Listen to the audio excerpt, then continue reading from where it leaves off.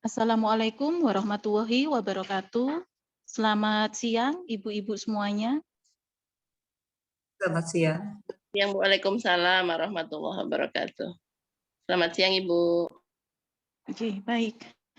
Yang terhormat, Ketua Program Studi Pendidikan Profesi Bidan Stikes Karya Husada Kediri, yang dalam hal ini diwakili oleh bagian akademik, yaitu Ibu Siti Asia, Sarjana Sains Ilmu Terapan Magister Kesehatan, yang saya hormati Ibu-Ibu CI Program Studi Pendidikan Profesi Bidan Stikes Karya Husada Kediri, dan juga pengelola bagian praktek klinik untuk Prodi Profesi Bidan Stikes Karya Husada Kediri, serta tamu undangan yang berbahagia.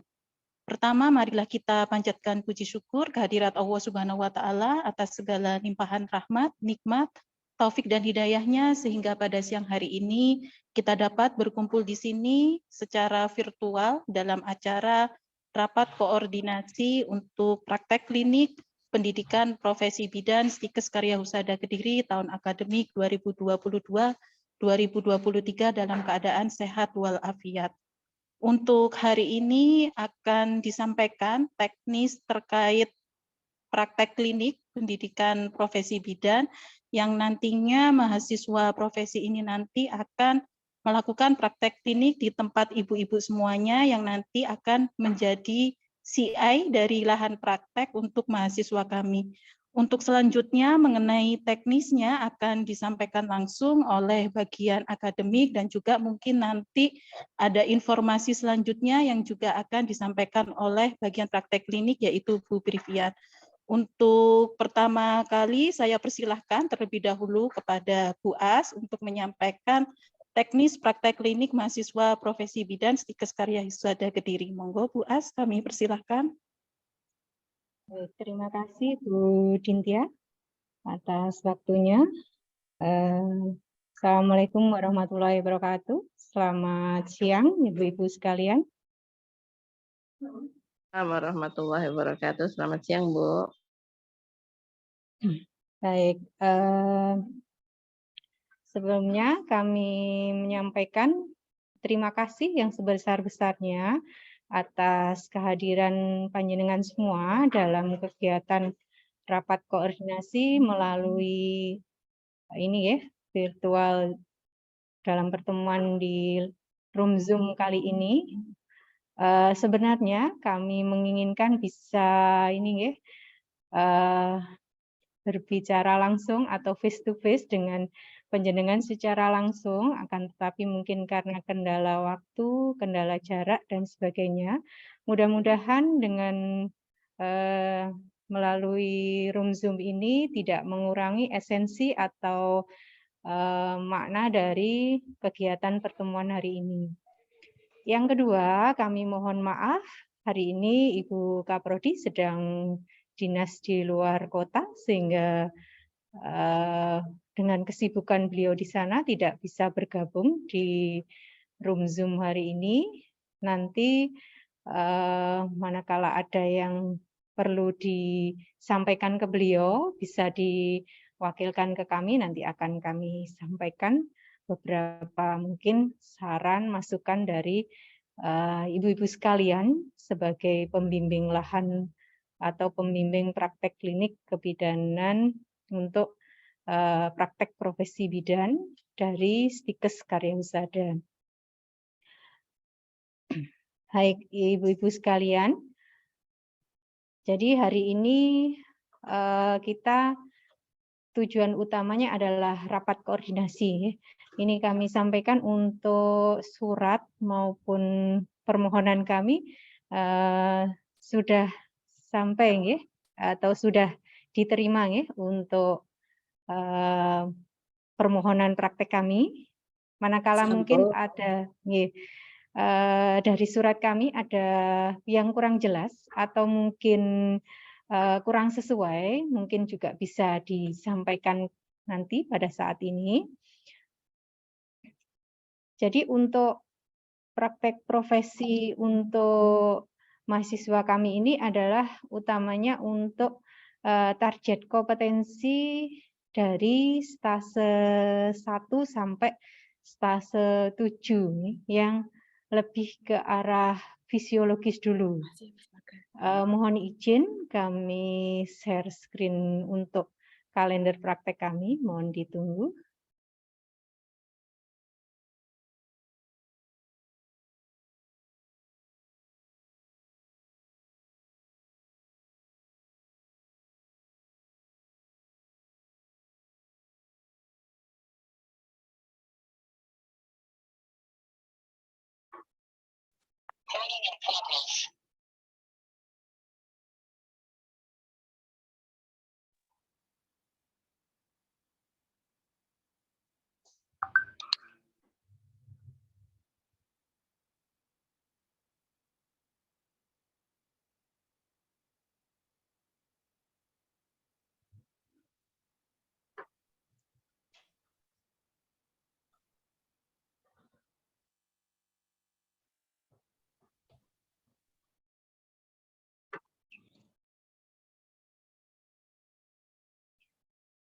Baik, Ibu-Ibu, apakah sharing kami sudah nampak di penjenengan semua?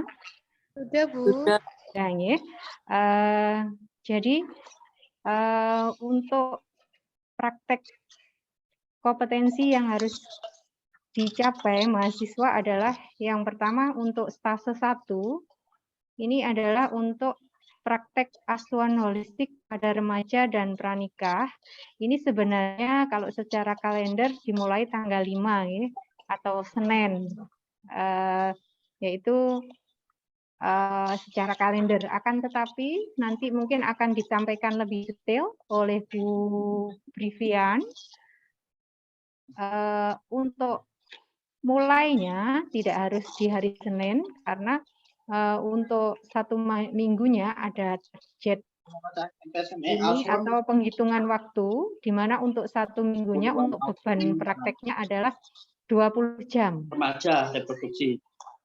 20 jam selama 1 minggu. Jadi kalau 1 minggu itu bebannya 20 jam per minggu, maka tidak wajib dimulai hari Senin. Kalau dalam sehari rata-rata ditempuh untuk prakteknya kurang lebih antara 6 sampai 8 jam, ya. Berarti membutuhkan antara waktu 3 sampai 4 hari. Jadi masa prakteknya monggo nanti harinya kami serahkan pada panjenengan semua untuk menghitung atau sesuai kebutuhannya, tapi tidak dalam 1 minggu full, tapi dalam 1 minggu itu bisa efektif kurang lebih antara 3 sampai 4 hari, seperti itu ya. Ini mungkin yang perlu kita pahamkan di awal, karena nanti mungkin akan terjadi ini ya, apakah prakteknya ini 1 minggu full ataukah berapa. Ini ketentuan kita untuk harinya monggo. Nanti apakah dimulai di hari misalkan Rabu, berarti Rabu, Kamis, Jumat, Sabtu. Nah, itu kan 4 hari, itu berarti seharinya harus praktek kurang lebih 6 sampai 7 jam ya. Nah, itu kami serahkan ke CE untuk mengatur. Nah, ini kenapa kok 20 jam per minggu? Idealnya yang 2 hari itu kami gunakan untuk evaluasi dan konsultasi serta penyusunan laporan untuk mahasiswa supaya lebih efektif. Karena nanti laporannya dalam bentuk ini ya, laporan kasusnya kasus secara holistik ya, jadi bukan hanya di format ASCEP, tapi ada sistematika pelaporannya yang merupakan satu laporan asuhan komprehensif, di mana harus membuat latar belakang, kemudian ini ya, tinjauan teori, termasuk juga tinjauan dari beberapa jurnal penelitian, kemudian pengambilan kasus dan pembahasan. Nah, seperti itu kenapa kita buat dalam 1 minggu itu adalah 20 jam untuk pengambilan kasusnya, untuk sisa waktunya mungkin sisa waktu 3 hari atau 2 hari itu adalah untuk penyusunan laporan askep holistiknya, kemudian mungkin 1 hari untuk free atau libur, ngaten nggih. Itu nah, kemudian nanti ini nggih untuk karena kita juga mengikuti kalender dari Stikes, maka ada libur Natal dan Tahun Baru. Jadi kalau nanti mahasiswa menyampaikan ini jadwalnya libur Natal dan Tahun Baru, terutama untuk yang agamanya ada yang Nasrani kan butuh ini ya untuk beribadah, maka setelah praktek holistik remaja dan pranikah ini sampai dengan tanggal 17 Desember, maka untuk di minggu ke-13 sampai 14 ini adalah memang kita buat agenda libur ya, untuk menghormati juga rekan-rekan yang ini ya Nasrani mungkin membutuhkan waktu khusus untuk beribadah. Ya.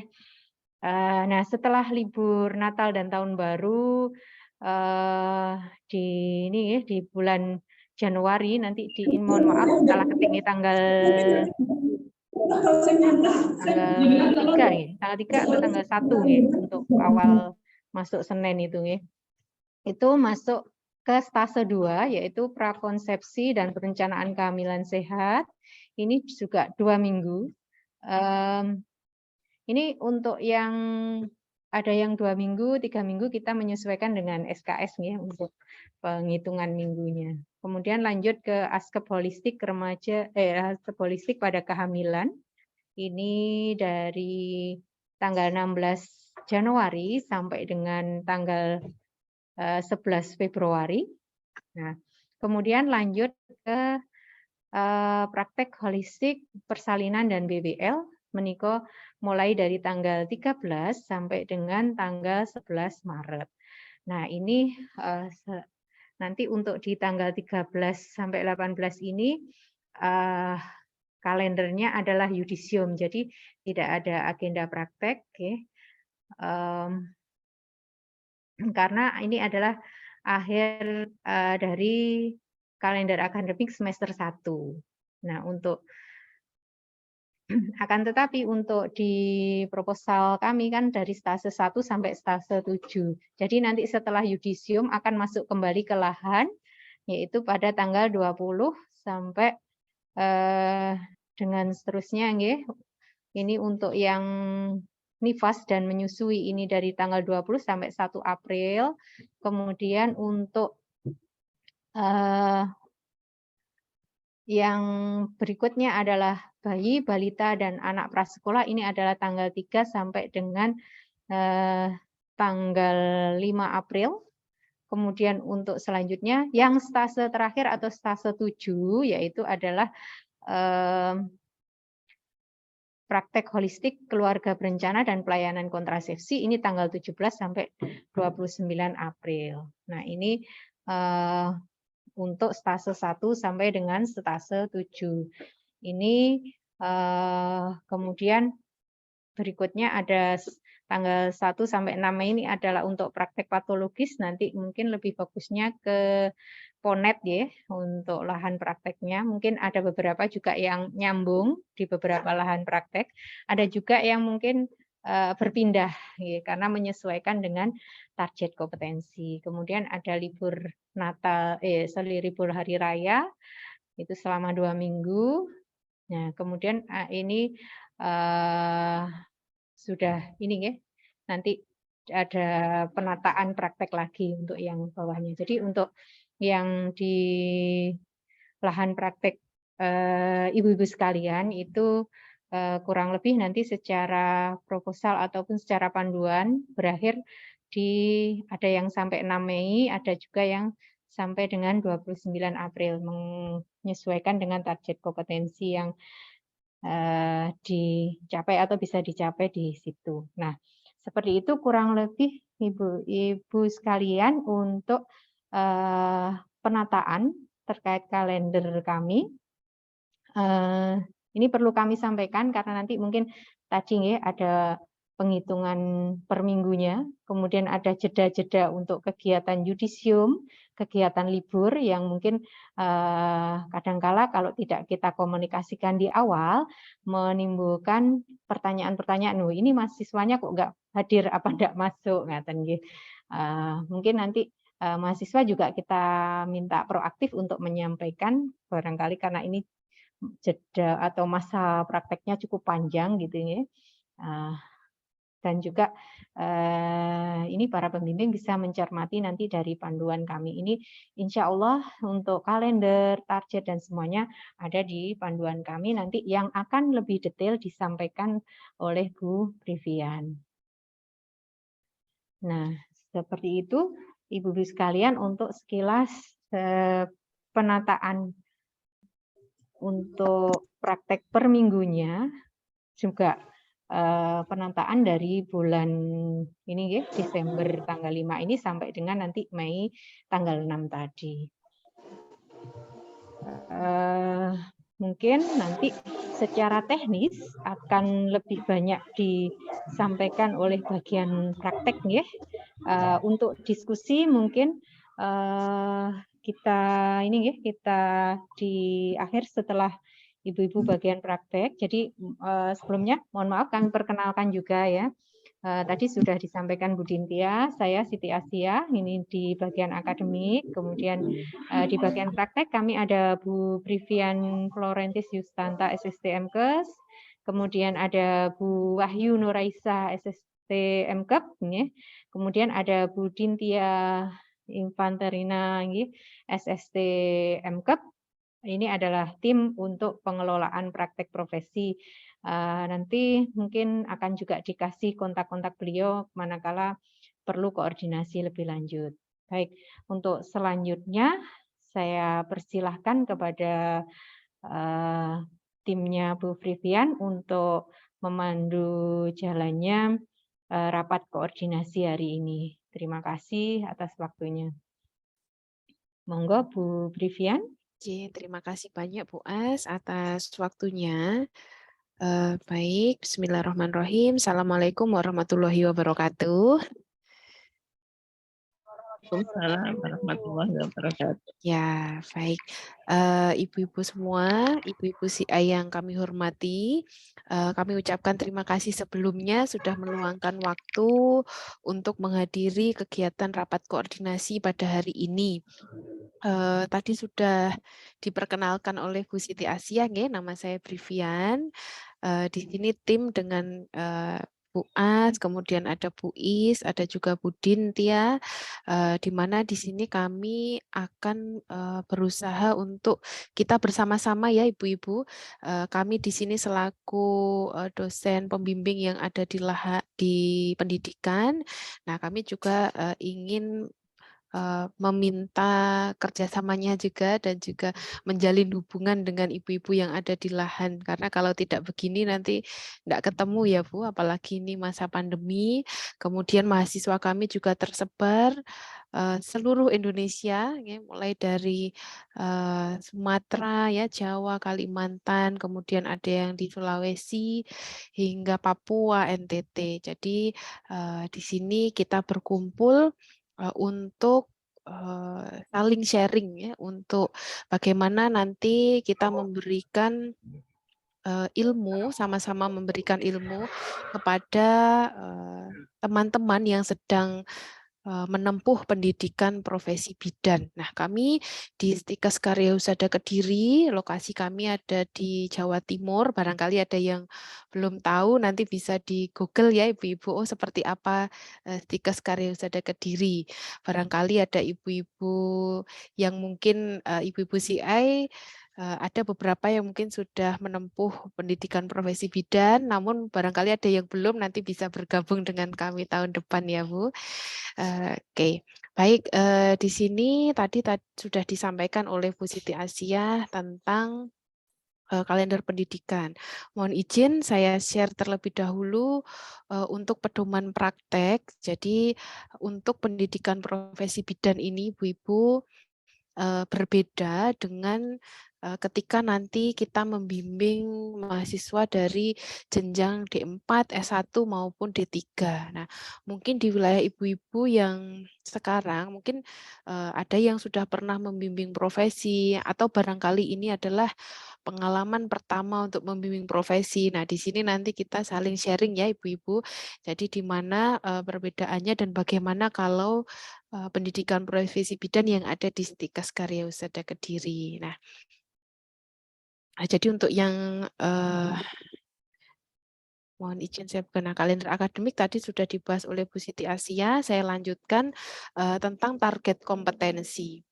Nah, untuk target kompetensi mahasiswa kami yang ada di pendidikan profesi bidan, nanti ibu-ibu akan kami berikan softfile untuk buku panduan ini ya. Untuk yang Kabupaten Kediri nanti kami berikan hard file-nya karena mungkin bisa bertatap muka secara langsung, namun yang di luar dari jangkauan kami, terutama yang di luar Jawa, mungkin nanti soft copy-nya saja nanti bisa dibaca-baca lewat handphone begitu. Nah, ini adalah target kompetensi yang sudah kami tuangkan di buku panduan ada di semester 1 dan semester 2. Jadi total target ini ada 29 ibu-ibu. Nah, kita bahas dulu yang ada di semester 1. Nah, kelihatannya target ini sepertinya sangat sedikit ya ibu-ibu dibanding dengan ketika misalnya dulu menempuh di pendidikan D3 bidan, di mana kalau di D3 bidan dulu misalnya harus menolong persalinan 50 kali misalnya, memberikan pelayanan ANC 100 kali. Nah, ini kenapa kok yang di profesi terlihat sedikit ya. Jadi titik berat kita di sini karena mahasiswa kami yang sudah menempuh profesi ini otomatis telah menempuh pendidikan bidan sebelumnya. Ada yang ibu-ibu yang sudah senior itu bahkan mulai dari pendidikan SPK, P2B, kemudian D3 bidan, D4 atau S1, kemudian profesi. Nah, ada juga yang dari D3 kemudian ke D4 lalu ke profesi, ada juga yang dari D4 atau S1 kemudian ke profesi. Artinya sebelum menempuh pendidikan profesi ini sudah pernah menempuh pendidikan bidan sebelumnya. Nah, dan di profesi ini kami memang secara kurikulum dan juga secara ininya memang kita lebih menekankan ke arah kualitas asuhan yang diberikan kepada pasien.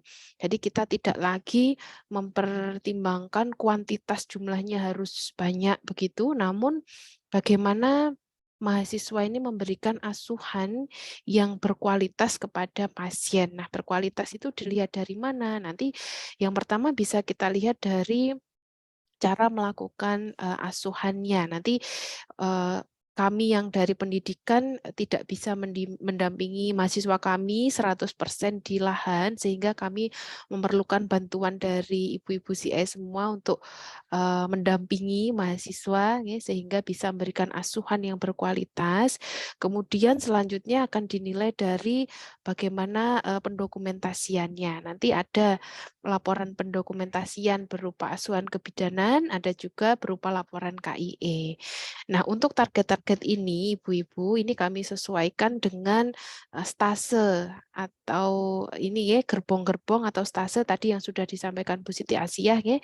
Di kalender akademik tadi ada stase 1, misalnya remaja, tanggal berapa sampai berapa. Nah, nanti juga ada target kompetensi dari masing-masing stase tersebut. Ya, misalkan di stase 1, targetnya adalah memberikan asuhan kebidanan pada remaja dengan masalah kesehatan reproduksi. Nah, dengan jumlah target hanya 1 saja laporan asuhan kebidanan, dan juga untuk target memberikan penyuluhan pada sekelompok remaja ini targetnya 1 juga dengan pendokumentasian adalah laporan KIE. Jadi di dalam 1 stase mahasiswa harus menyelesaikan 2 laporan tersebut, yaitu laporan ASKEP yang remaja dan juga KIE atau penyuluhan pada sekelompok remaja.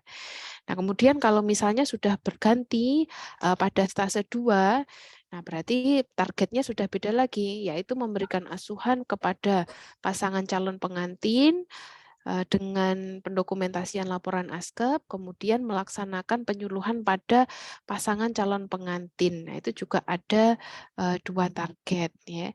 Begitu pula ketika masuk ke stase berikutnya, ketika stase kehamilan. Nah, ini ada targetnya adalah ibu hamil normal 1, ibu hamil resiko tinggi 1, ibu hamil komplikasi 1, kemudian penyuluhan ini juga berupa laporan KY 1. Begitu pula seterusnya ibu-ibu. Jadi memang terlihat sedikit ya seperti yang tadi di awal saya sampaikan. Namun nanti kita akan mendampingi mahasiswa untuk memberikan asuhan yang berkualitas tadi. Jadi di dalam laporan asuhan kebidanan nanti ini lebih ke arah ini ya Bu, berpikir kritis kemudian berdasarkan evidence base. Jadi kalau pada D3 dulu misalnya ketika memberikan asuhan kepada pasien itu lebih ke arah skill memberikannya. Misalkan bisa enggak mahasiswa ini ketika ANC melakukan palpasi misalnya, auskultasi, menentukan di mana lokasi untuk mendengar DJJ misalnya. Nah, ini kan berbeda dengan ketika profesi. Nah, ketika profesi ini dituntut untuk berpikir kritis, kemudian berdasarkan evidence base untuk menangani masalah-masalah yang dialami oleh pasien, entah itu masalah fisiologis atau masalah patologis sesuai dengan kasus yang ditemukan. Jadi nanti ketika membuat laporan pun di sini kami menyarankan mahasiswa kami untuk merujuk dari jurnal-jurnal penelitian baik dari dalam negeri maupun dari luar negeri sehingga apa yang dilakukan mahasiswa itu ada landasan ilmiahnya. Contoh misalnya sekarang kalau misalkan stase 1 remaja, remaja itu kan ada asuhan misalnya dysmenorrhea. Nah, ketika dysmenorrhea kalau sekarang kalau kita melihat jurnal-jurnal penelitian banyak sekali penanganan-penanganan dysmenorrhea yang bisa kita berikan kepada remaja. Nah, itu mungkin bisa menjadi salah satu rujukan mahasiswa. Oh, ternyata kalau di jurnal ini dengan cara pemberian aromaterapi, misalnya aromaterapi ini. Oh, kalau di jurnal ini ada misalnya dengan gerakan-gerakan misalkan senam dysmenorrhea gitu. Nah, kemudian ada lagi, nah itu coba diaplikasikan kepada pasien yang nantinya akan dibuat laporan ini ya, akan diintervensi sehingga nanti apa yang dilakukan itu tidak serta-merta langsung pada sudah memberikan asuhan pada biasanya tanpa ada landasan ilmiahnya atau tidak tahu landasannya apa, yang penting rutin dilakukan yaitu saja. Nah, kalau di profesi ini lebih ditekankan pada itu tadi ya Ibu-Ibu. Jadi bedanya di situ. Sehingga diharapkan asuhan yang diberikan juga lebih optimal, kemudian mahasiswa juga bisa terlatih untuk berpikir kritis, ketika melakukan tindakan juga selalu berdasarkan evidence base, mengikuti perkembangan kebidanan yang terkini. Jadi supaya kita tidak menjadi bidan yang ketinggalan zaman gitu. Nah, begitu saya lanjutkan lagi ya Ibu-ibu. Kemudian stase 4 juga sama begitu ya, persalinan, ada 2 ya, ada yang normal, ada yang komplikasi. Kemudian BBL juga 2, ada yang normal komplikasi, nifas pun demikian, neonatus demikian ya. Sampai dengan bayi balita juga asuhan kebidanan pada anak berkebutuhan khusus. Nah, ini juga menjadi target dari mahasiswa di semester 1. Nah, kemudian di semester 2 ini memberikan asuhan kebidanan pada akseptor KB implan 1, calon akseptor KB implan 1, akseptor KB IUD 1, calon akseptor KB IUD 1. Nah, kemudian ini ada pengelolaan manajemen pasien di ruangan. Ini mohon izin saya edit sekalian ya. Ini ada 1.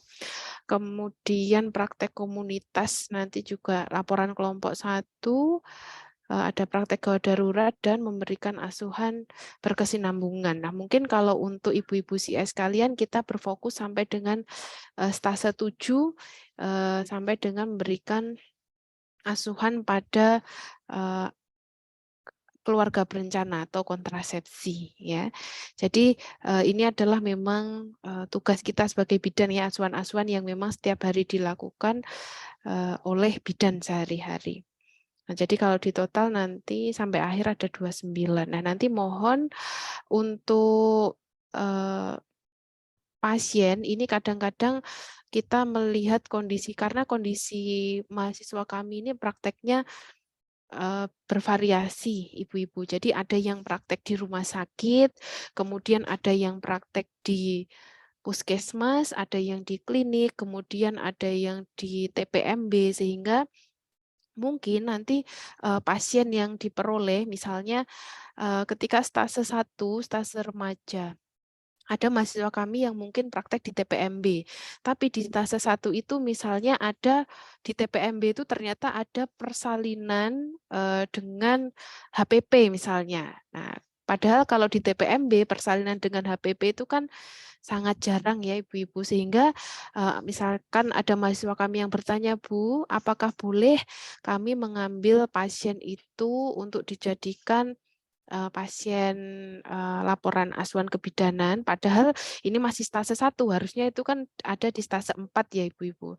Nah, kalau misalkan kondisi yang demikian ya, mohon nanti untuk ibu-ibu CA yang ada di lahan, nanti untuk kasus seperti itu, kalau memang kasusnya sangat jarang, nanti mohon untuk diperkenankan untuk diambil ya ibu-ibu, meskipun nanti ketika membuat laporannya sesuai stase, namun pengkajiannya kan tidak mungkin ditunda langsung pada saat itu. Nanti mungkin bisa mengkaji, kemudian mengintervensi dan mengimplementasikan kepada pasien terlebih dahulu.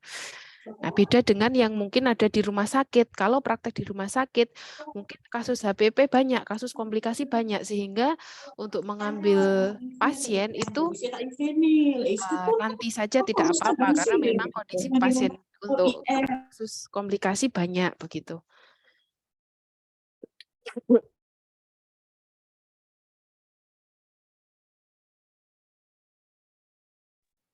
Nah, baik. Kemudian begitu pula di stase-stase yang lain ya, Ibu-ibu.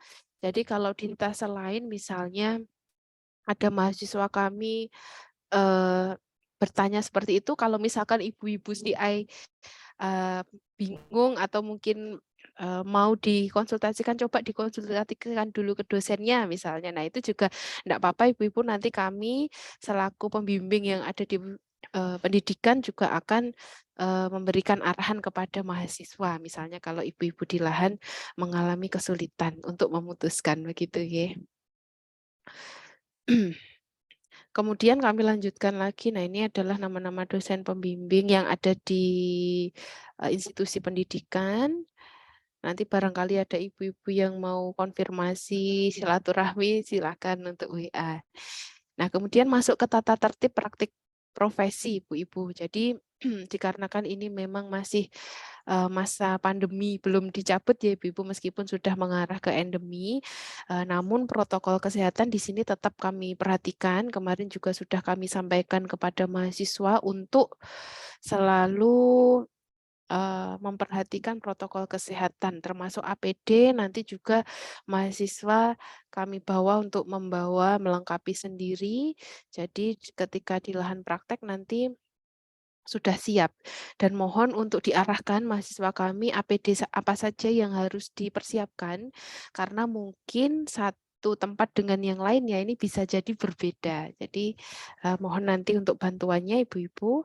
Kemudian mahasiswa juga kami bekali untuk mematuhi tata tertib yang ada di lahan praktek, SOP apa yang berlaku di sana untuk dipatuhi.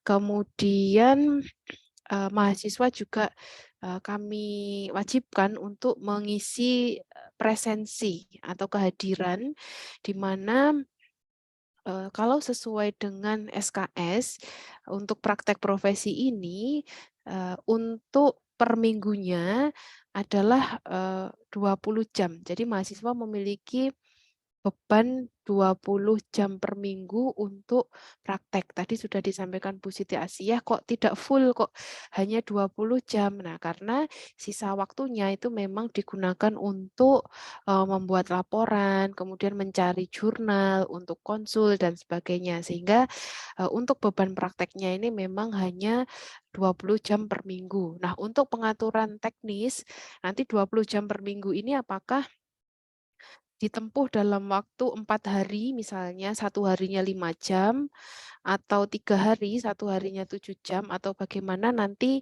kami persilahkan ibu-ibu CI untuk berdiskusi dengan mahasiswa, bagaimana baiknya sesuai dengan aturan yang ada di lahan praktek, nanti kami mengikuti saja. Ini kami sampaikan untuk kewajiban berdasarkan SKS waktu beban untuk prakteknya, 20 jam per minggu. Nah, kemudian untuk bimbingan, kalau dengan ibu-ibu yang ada di lahan, saya rasa bisa bimbingan bertemu tatap muka langsung, namun kalau dengan dosen-dosen nanti mungkin bisa di blended ya, jadi campuran, ada yang mungkin bisa bertatap muka langsung, ada yang mungkin mengirimkan lewat email untuk konsultasinya.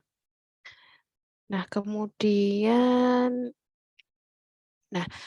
kalau mahasiswa kami, misalkan ibu-ibu, ada yang tidak memenuhi waktu praktek 20 jam per minggu misalnya, di minggu itu hanya praktek 10 jam misalnya, punya hutang 10 jam artinya. Jadi kekurangan waktu prakteknya itu bisa ditempuh pada minggu berikutnya. Nanti mohon bantuannya ibu-ibu untuk memantau apakah sudah tercapai waktu praktek tersebut ya, 20 jam per minggunya.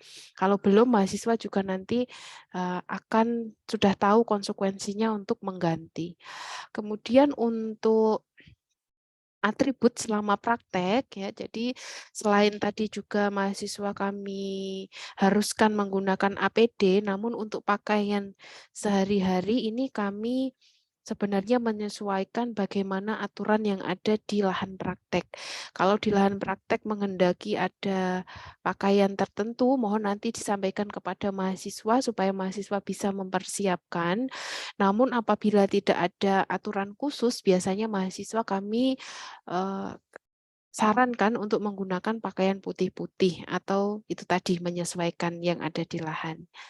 Nah, kemudian ada juga logbook yang harus diisi mahasiswa. Ini adalah catatan kalau mahasiswa sudah selesai menyelesaikan targetnya, maka mengisi logbook nanti akan meminta tanda tangan kepada ibu-ibu CI, di mana itu menyatakan bahwa memang sudah selesai melakukan tindakan dan juga sudah selesai konsul untuk askepnya.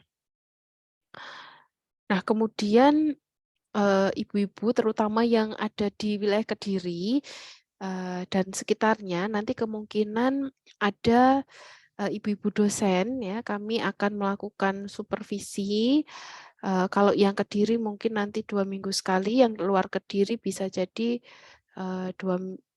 2 minggu sekali atau bagaimana ya, nanti bisa janjian juga dengan, biasanya kami janjian dengan mahasiswa untuk supervisinya kita sistem hybrid, jadi sesekali online, sesekali offline. Namun mohon maaf bagi ibu-ibu dengan lokasi yang kami tidak bisa menjangkau, barangkali ada yang di Papua, kemudian di Ambon. Nah, ini untuk metode supervisi biasanya kami lakukan secara online. Nah, apabila ibu-ibu CI berkenan untuk misalnya untuk silaturahmi dengan ibu dosennya, nah nanti boleh nanti bergabung pada saat supervisi, misalkan ketika video call ya atau bagaimana, persilahkan. Atau mungkin kalau ada yang mau disampaikan kepada kami dari pihak pendidikan terkait tentang mahasiswa, misalnya ada mahasiswa yang melakukan atau mungkin ibu mau melaporkan apa terkait mahasiswa ya, mau disampaikan ke kami, monggo kami persilakan untuk menghubungi, bisa dosen pembimbing boleh, bisa seksi praktek ya boleh, nanti kami persilahkan. Nah, kemudian untuk Selanjutnya, nah mahasiswa kami ini ketika konsul nanti sudah saya jelaskan, kemungkinan akan lebih sering bertatap muka dengan ibu-ibu CI yang ada di lahan, sehingga nanti untuk konsultasi nanti tidak harus dosennya dulu baru ke pembimbing lahan, tidak, atau pembimbing lahan dulu kemudian ke dosen dulu, tidak kami wajibkan seperti itu ibu-ibu. Jadi kita fleksibel saja, apakah nanti kalau yang dosen pembimbing lahannya bisa, ya bisa ke pembimbing lahan dulu. Kalau dosennya bisa terlebih dahulu, pembimbing lahan masih repot, ya bisa ke dosennya dulu, sehingga nanti tidak mempersulit mahasiswa. Jadi mahasiswa bisa konsul kemana, atau mau konsul bersamaan pun juga boleh, nanti biar prosesnya lebih cepat untuk konsultasi. Nah, kemudian biasanya mahasiswa juga nanti akan meminta tanda tangan ketika sudah selesai atau sudah ACC, disertai dengan stempel. Nah, kemudian ini logbook, nggak usah. Nah, terkait tentang pedoman penilaian ibu-ibu, jadi nanti ibu-ibu akan memperoleh lembar penilaian, di mana lembar penilaian ada aspek ini ibu-ibu, ada 11 aspek ini, mulai dari tanggung jawab, keaktifan, hingga responsi.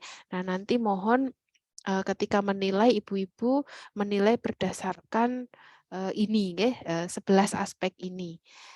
Nah, di mana untuk nilai minimal untuk batas lulusnya kami dari institusi adalah 79.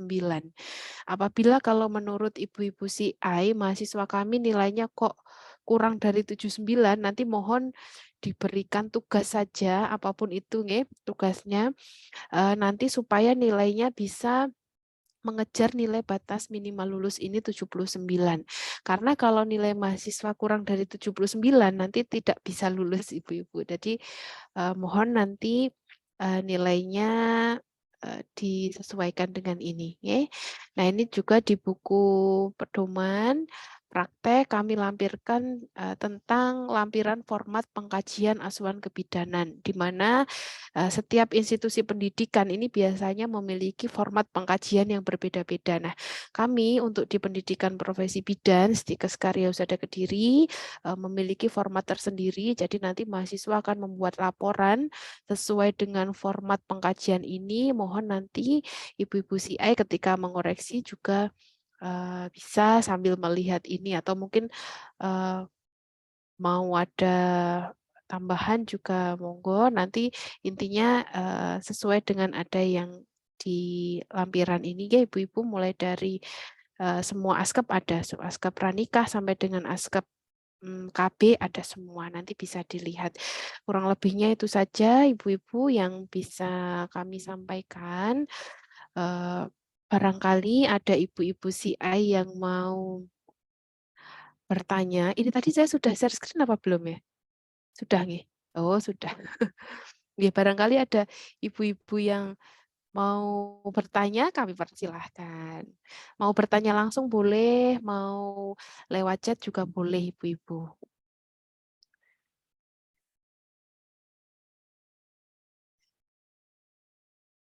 Monggo, silahkan.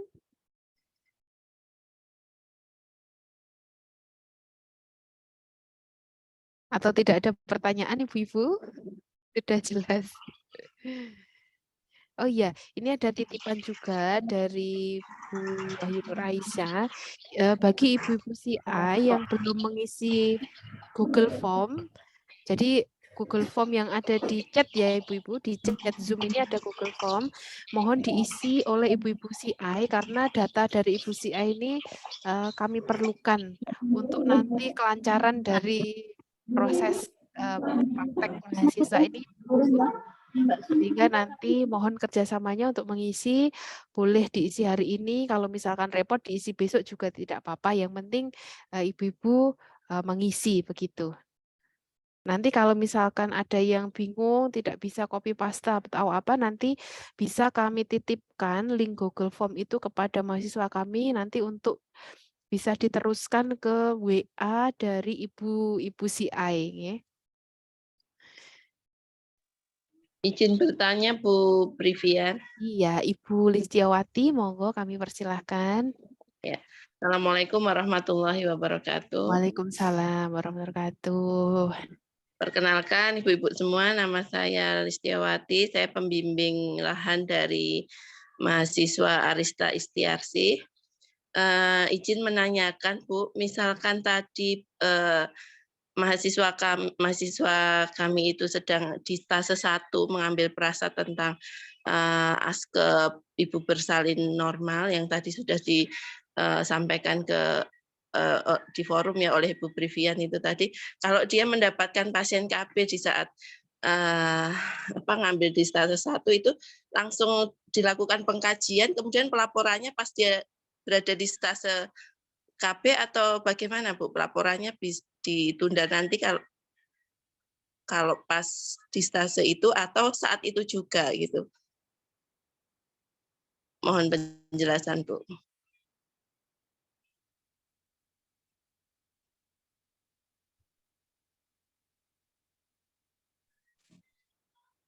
Ya, Ya, baik Ibu Listiawati. Terima kasih pertanyaan. Ibu dari daerah mana Bu, kalau boleh tahu? kami di Bekasi Bu. Oh, Ibu Kabupaten di Bekasi. Baik. Jawa Barat ya Bu? Betul. Banten ya Bekasi? Jawa Barat Ibu. Jawa Barat Ibu. Oh iya, baik.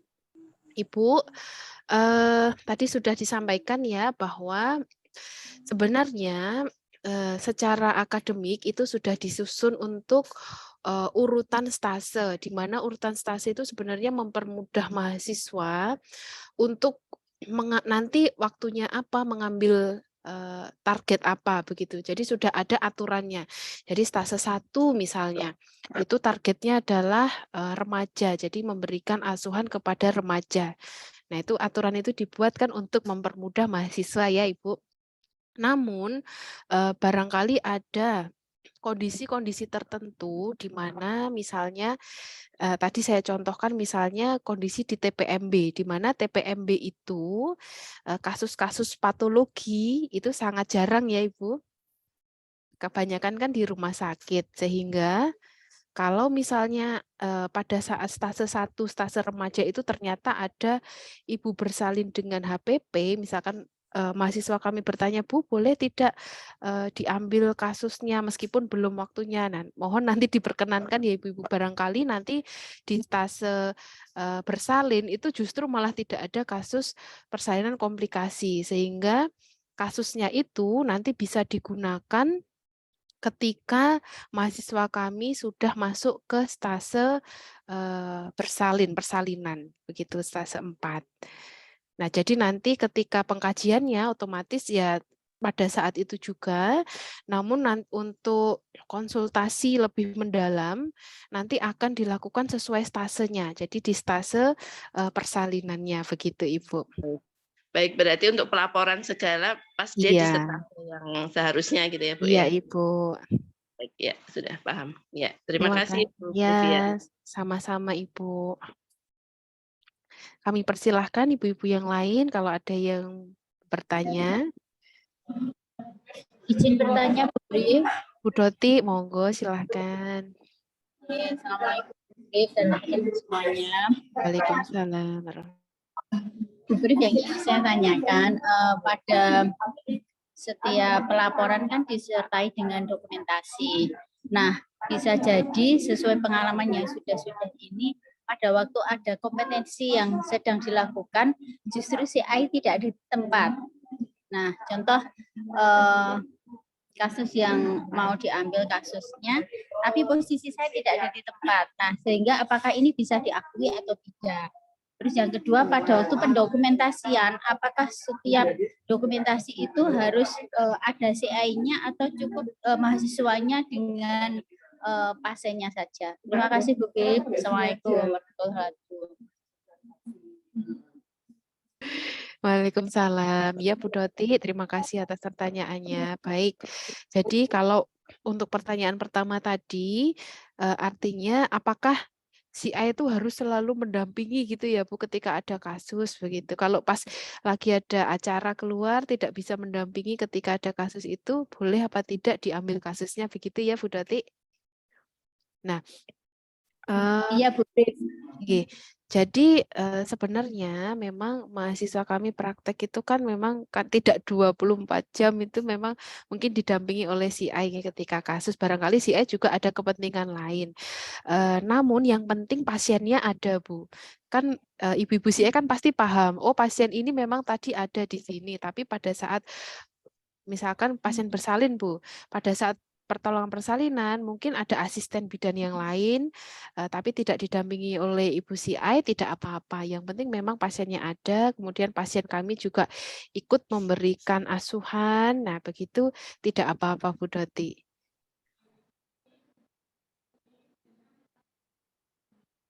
Baik, Bu Brif.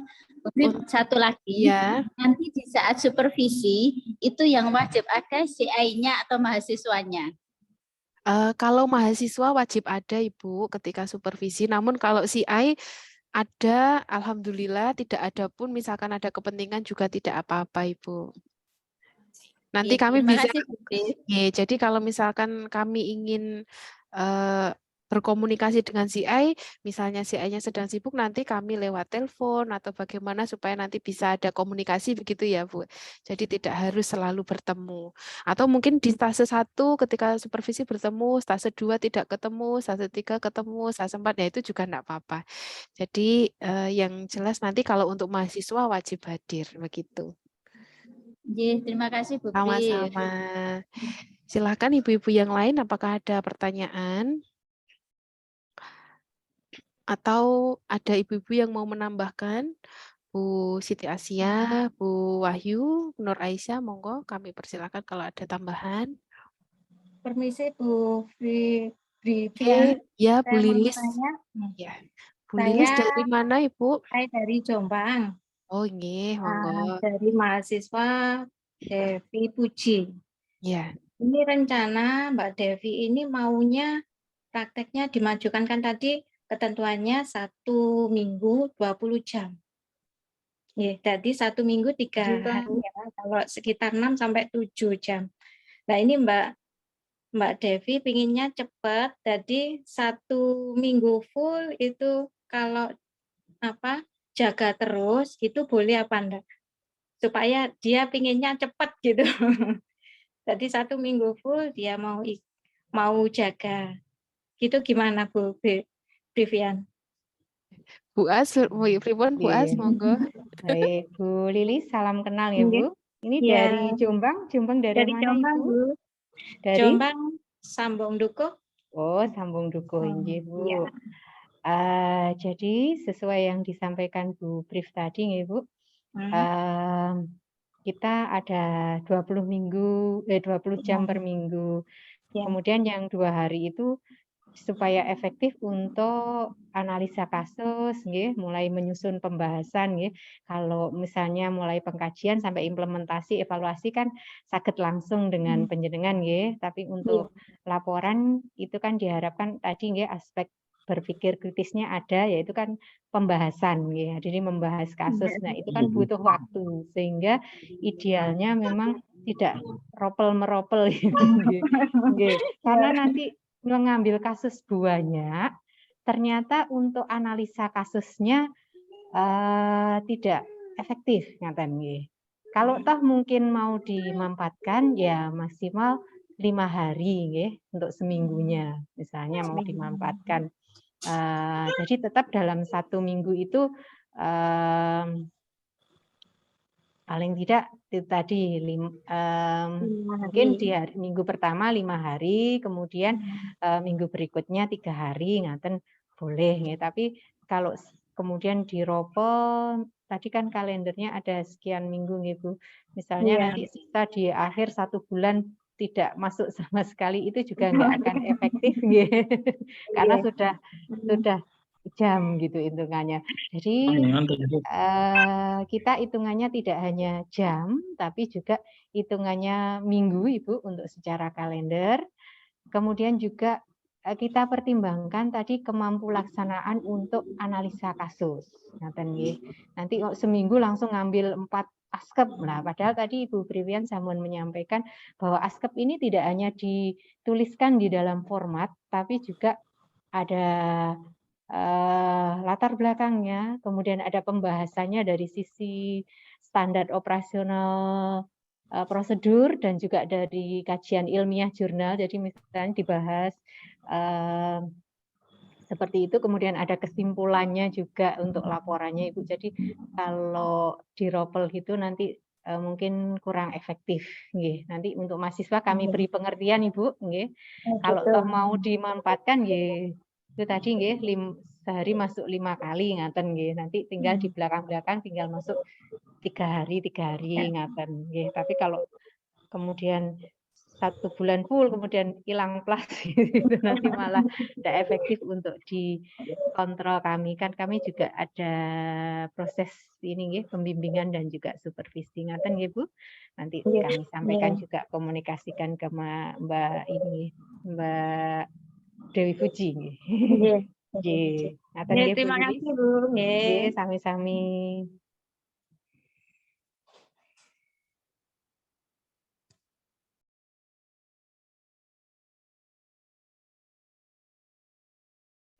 Untuk ibu-ibu yang lain mungkin dari ini ada yang dari Kalimantan juga ya Bu ya. Kalimantan siapa ya Bu? Mungkin bisa sambil kenalan kita.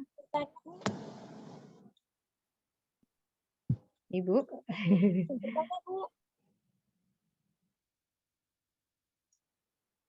Ini dari ini. Oh ini ada yang tanya dari chat. Saya bacakan Ibu. Mohon izin bertanya dari Gelagah Lamongan. Monggo pertanyaannya Bu. Oh ini ditulis di chat. Lamongan, bagaimana jika mahasiswa diwajibkan praktek 1 minggu full mulai jam 7.30 sampai 14 WIB. Ini terdapat jaga sore, jaga malam karena mengikuti aturan dari Puskesmas. Pripun solusinya? Baik, Bu. Ini dari Bu Sinten nggih Bu dari Gelagah? Oh nggih Bu, saya ini aja ya dari CE Puskesmas Gelagah Lamongan nggih. Kalau mau di full mengikuti shift berarti Ibu nanti dihitung juga nggih Bu. Berarti kalau full itu berarti 8 jam nggih. Mungkin untuk harinya bisa dipotong Ibu. Jadi tidak sampai 4 atau 5 hari nggih. Mungkin cukup 3 hari tadi ya, atau 3 hari untuk masuknya. Karena nanti mahasiswa juga butuh waktu untuk membuat analisa kasus Ibu ya. Jadi semua askepnya itu seperti kayak studi kasus ngaten nggih. Jadi ada analisa dari sisi tadi ya teori, standar operasional praktek sama dari jurnal. Nah, karena kenapa tadi untuk 1 stase itu hanya targetnya 1 gitu ya. Karena itu penekanannya supaya profesi itu juga ada ini nggih, lebih menekankan ke nanti beliau yang lulus profesi kan sebagai ini ya, leader nggih. Jadi kalau leader itu kan tidak hanya mampu untuk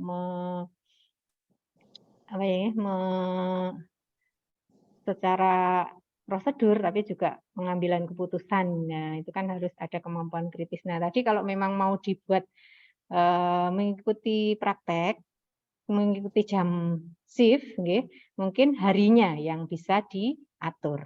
Ngaten nggih, Bu yang dari Gelagah Lamongan. Jadi kalau tadi 4 hari mungkin bisa buat 3 hari gitu untuk masuknya ya. Jadi hanya sekitar 7 atau 6 jam per hari. Gitu nggih. Supaya apa ya Bu ya, mungkin kesannya kalau hanya 5 jam gitu ya, setengah ini ya mungkin masih ada perlu kasus penanganan, dia pulang kan juga nggak efektif nggih. Maksudnya dari CE mungkin saya paham gitu nggih, nanti mungkin menunggu selesai pelayanan kan ngaten maksudnya. Nah itu mungkin untuk disiasatinya itu nggih dari pengurangan hari untuk kalau jamnya yang diperpanjang. Seperti itu nggih Ibu. Ibu mau nanya? Jadi nggih monggo Ibu. Ini dari apa Bu nggih. Ayu Bu Anggraini. Kiki. Oh, Mbak Kiki Ayu Anggraini ya. Ya Bu, apa nanti dosen pembimbing bertemu dengan CI di lapangan praktek? Gini ya, kita menyesuaikan dengan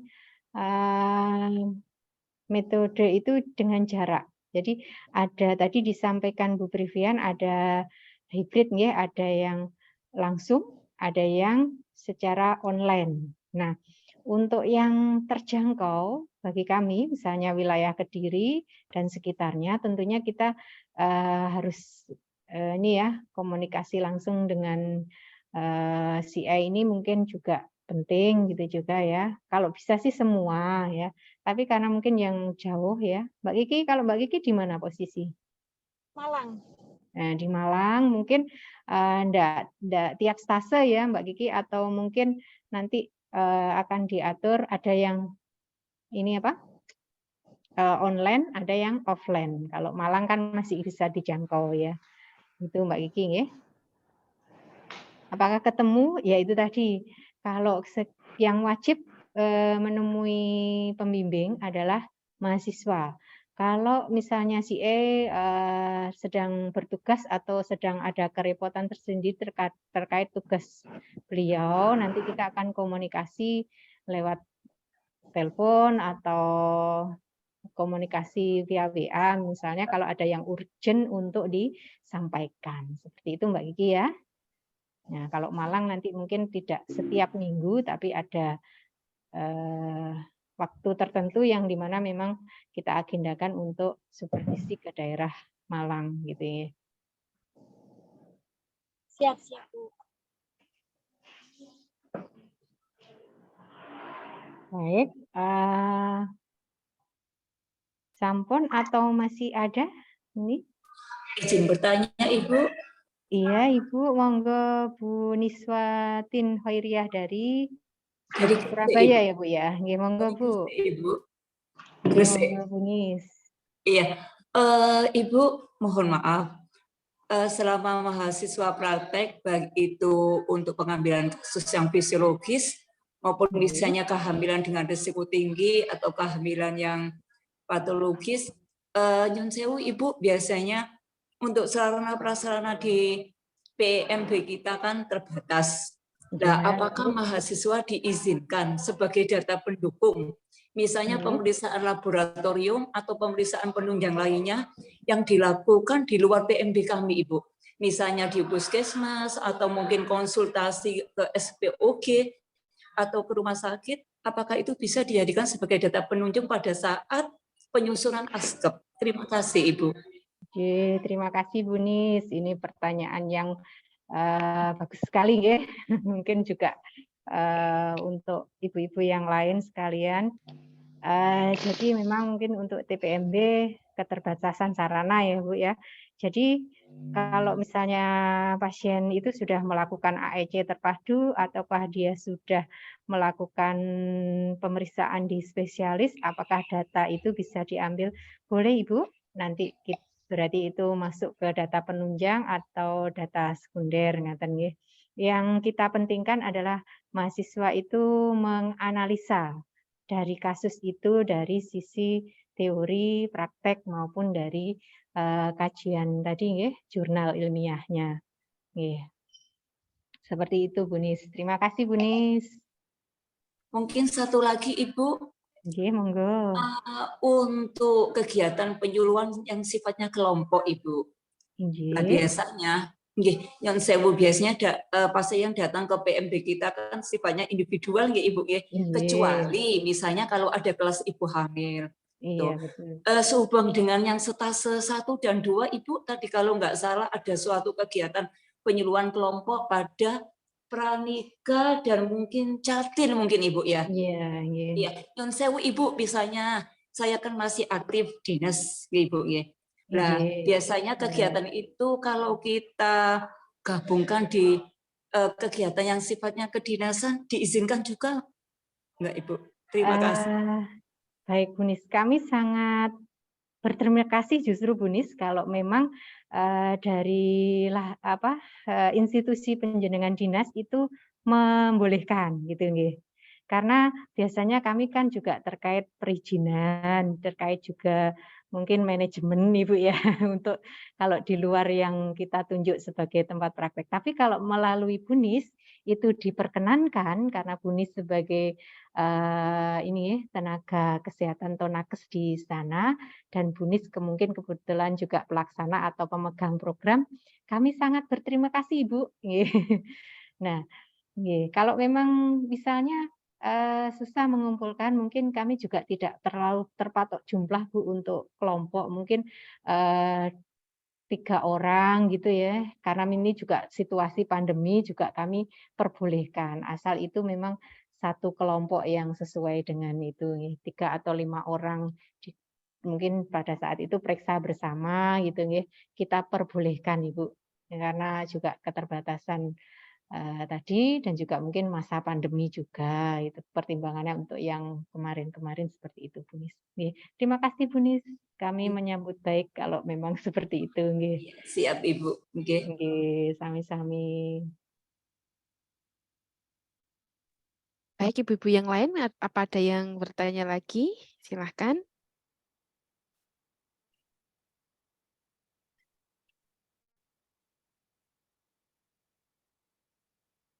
Sepertinya sudah tidak ada lagi, Bu As. di chat ini coba Di dibuka chat dulu. ada Bu dari Bu Bentar. Aning Hoiriah ini. Oh, nggih. Izin bertanya untuk hard file buku pedoman untuk daerah Kediri nanti diberikan waktu mahasiswa sesini atau ada pertemuan lagi. Baik, terima kasih Bu Aning. Nggih. Ini buku panduan presensi dan juga form penilaian untuk yang wilayah Kediri nanti akan dibawakan oleh pembimbing ini ya dari dosen yang nanti supervisi. Insya Allah minggu depan Bu kami kirimkan. Tapi ada beberapa mahasiswa yang mungkin tidak terjangkau tadi ya, mungkin yang di luar provinsi juga. Nah itu kami minta untuk mengeprint kemudian menyerahkan ke CI seperti itu. Mohon ditunggu Bu Aning ya. Nanti kita tidak akan ada pertemuan lagi, tapi nanti kita akan serahkan bersamaan dengan pembimbing praktek yang mungkin supervisi di minggu kedua besok ya, antara tanggal 12 sampai 17 itu. Begitu Bu Aning, terima kasih.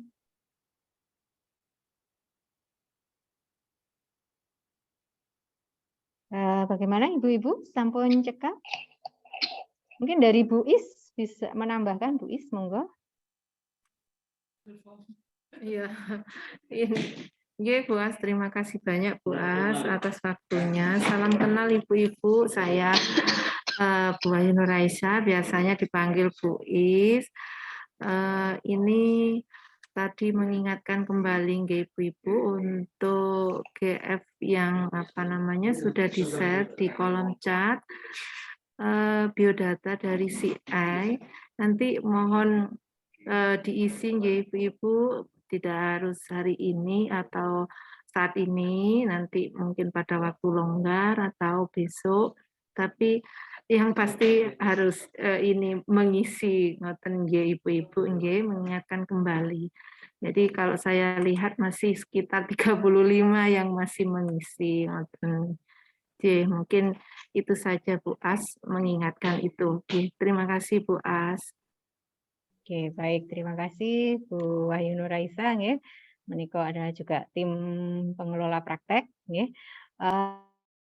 Ibu-ibu, jadi ini untuk di Google Form-nya tadi itu poin penekanannya adalah data dan juga nanti ada biaya manajemen yang harus kita kirimkan ke CI maupun ke lahan praktek. Jadi itu kami butuhkan untuk diisi. Nah, yang diisi ini adalah untuk ini ya, tempat praktek gitu ya, bukan kalau misalnya tempat prakteknya puskesmas ngaten nggih.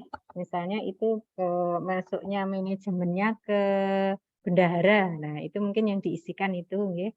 Kalau yang PMB mungkin yang pemilik PMB-nya itu monggo nanti disesuaikan. Ngaten nggih.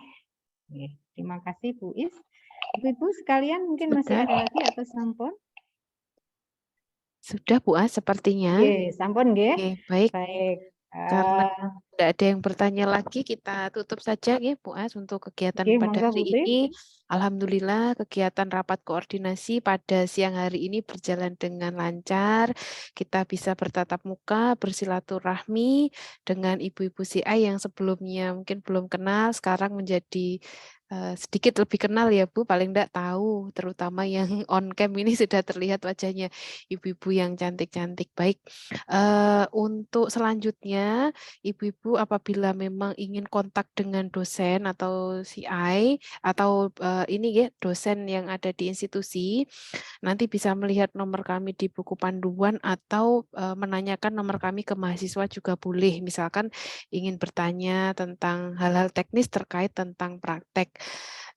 Jadi untuk kegiatan hari ini mohon izin kami akhiri. Wabillahi taufiq wal hidayah. Wassalamualaikum warahmatullahi wabarakatuh. Waalaikumsalam. Waalaikumsalam warahmatullahi wabarakatuh. Oke, terima kasih Ibu Indah. Nggih. Nuwun Bu. Assalamualaikum. Sami-sami. Nggih. Monggo Ibu. Nggih. Nggih Bu Lis, monggo. Semuanya nggih Ibu-ibu. Ya Bu.